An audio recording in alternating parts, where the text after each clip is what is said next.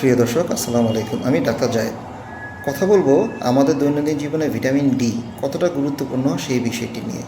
এই বিষয়টিকে সহজে বুঝতে হলে প্রয়োজন ভিটামিন ডি এর অভাবে আমরা কী প্রবলেম শরীরে ফেস করে থাকি সেই বিষয়টি জানা।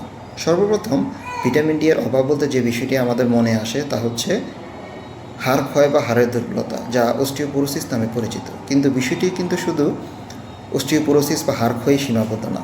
ভিটামিন ডি এর অভাবে আমাদের শরীরে আরও কিছু প্রবলেম আমরা ফেস করে থাকি, যেমন মনের বিষণ্ণভাব, মনে পজিটিভ কোনো ফিলিংস না পাওয়া, অথবা কোনো কিছু করতে মোটিভেশন না পাওয়া, সারাদিন ক্লান্তিভাব। এই সকল বিষয় হয়ে থাকে ভিটামিন ডি এর অভাবে।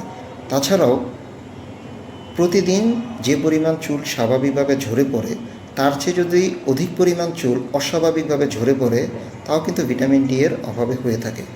এছাড়াও চোখের চারপাশে কালো দাগ, ডার্ক সার্কেল, তাও কিন্তু ভিটামিন ডি এর অভাবজনিত একটি লক্ষণ।